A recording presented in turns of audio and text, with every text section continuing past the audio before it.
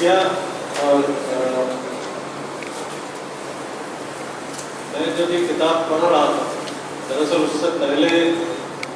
मैं मिला जुला के बोलूँगा में, ताकि किसी को मिला ना रहे कि कोई छूट रहा है। लेकिन इस किताब को पढ़ने से पहले मैं उस इवेंट में भी मौजूद था जो इंडिया हैबिटेट सेंटर में हुआ, जिसमें खचाखच भरा हॉल था।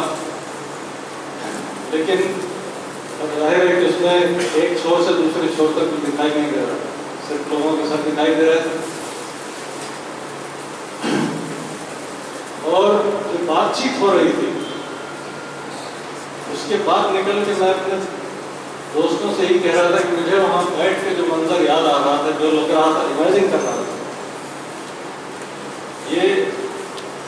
मैं हिस्टोरिकल एनालिसिस में बात करने का ख्याल नहीं, और मुझे नहीं लगता है कि इतिहास कभी दोहराता है अपने आप को उस तरह से। लेकिन उस वक्त बैठ के लग रहा था कि शायद 1933 की जर्मनी में किसी एक मीटिंग में बैठा हूँ, जहाँ मीडिया हाउसेस धराशायी, पॉलिटिकल सिस्टम धराशायी,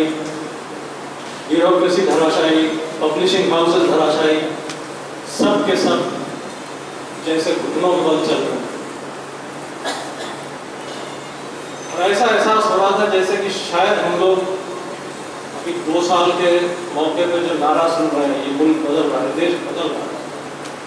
किसी ने आज लगाया कि मेरा मटन बदल रहा है, मटन से बीफ हो रहा है। ऐसे इस मुल्क के बदलने का जो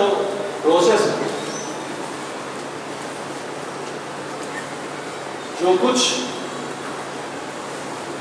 हम आज देख रहे हैं अपने सामने, और जिसकी ये कहिए कि जो भविष्य मुस्तकबिल हमारे आगे मुबारक खड़ा है, उसकी आहट अगर कुछ देती है तो वही किताब है। जो कुछ 2002 से लेके इन तमाम फर्जी मुठभेड़ों की कहानी जो इसमें दर्ज की गई है, जो कुछ उस दौरान हुआ और जो आज भी हो रहा है, जो उस दौरान गुजरात में हुआ और जो आज मुल्क भर में दोहराया जा रहा है, अभी हिंदुस्तान भर में उस तरीके से नहीं दोहराने की नौबत आई है, उस तरह का कंट्रोल इस सरकार को नहीं मिला है जिस तरह का कि गुजरात में था। But it is really at one level extremely scary and frightening to think that practically with every passing day, this duo, Narendra Modi and Amit Shah, I will not hesitate to name them, this duo are actually replicating the same story at an all India level, and we see at an all India level, absolutely amazing for me to watch in India Habitat Center that day. Manish Shankar Iyer बैठे हैं, पृथ्वीराज चौहान बैठे हैं, संदीप दीक्षित बैठे हैं, और कम से कम 2-3 बार तो मेरे ख्याल से राणा ने कहा कि मुझे एक सवाल के जवाब में भी कहा कि मुझे दरअसल बीजेपी और कांग्रेस में कोई फर्क नहीं इसमें दिखाई देता। एक खुलेआम दंगे करते हैं और करवाते हैं, और दूसरों ने 15 साल एनसीपी और कांग्रेस की सरकार रही, 10 साल यूपीए की सरकार सेंटर में रही, लेकिन सब कुछ वैसे ही चलता रहा। किसी ने दरअसल nobody wanted to rock the boat, तो एक तरीके से सेटिंग हुई भी है सबकी आपस में, और कोई किसी को एक हद से ज़्यादा छेड़ने के लिए तैयार नहीं।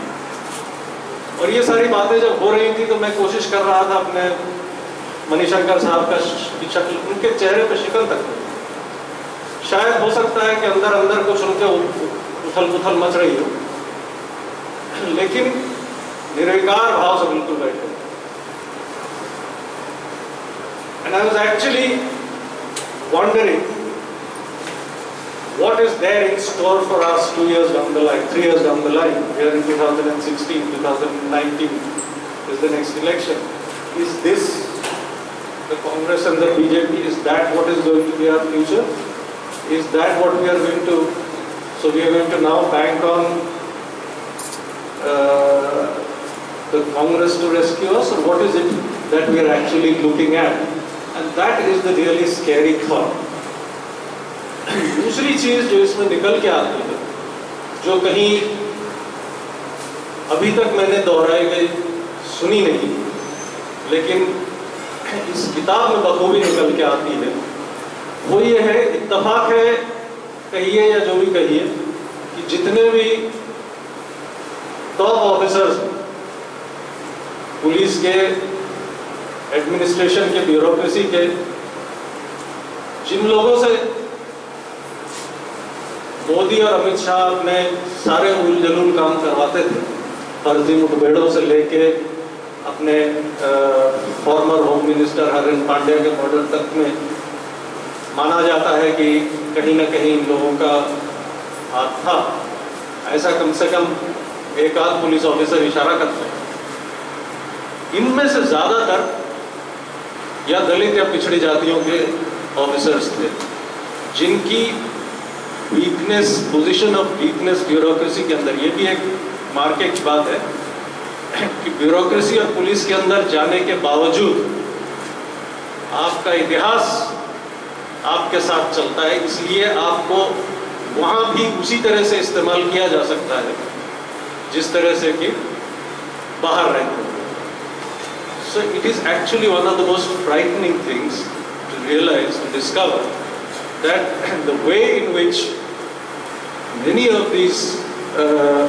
police officers and men of the administration were used, and their vulnerability as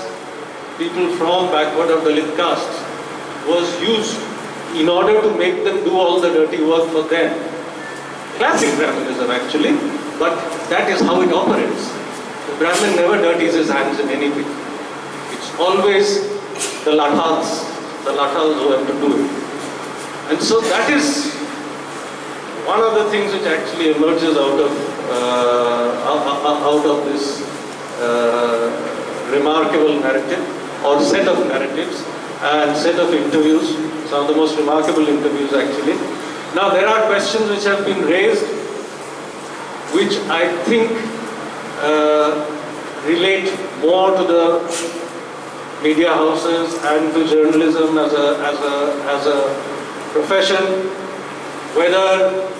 about the ethics of stings and so on and so forth, and whether these constitute evidence in any fashion. Now I will not go into all that debate right now, this is not the occasion, but let me say one thing, that if anybody is looking for, there are different kinds of evidence. What is evidence for a law court is not necessarily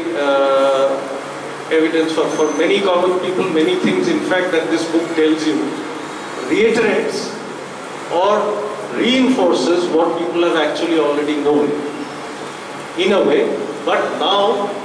with a fair degree of more solid evidence. And when this was being discussed in the event in Habitat Center, actually it was quite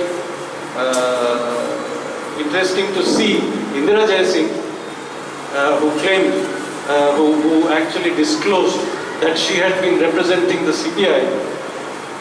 in these cases, and practically everything that the book says reinforces what the evidence that the CBI had produced on its behalf. So in that sense, I do not think that one needs to go by this strict legalistic definition of what constitutes evidence and not. There are leads here which, if anybody wants to turn into really judicial evidence, he or she can. If you have the power, you can follow those leads and you can convert those leads into evidence. I will stop at this and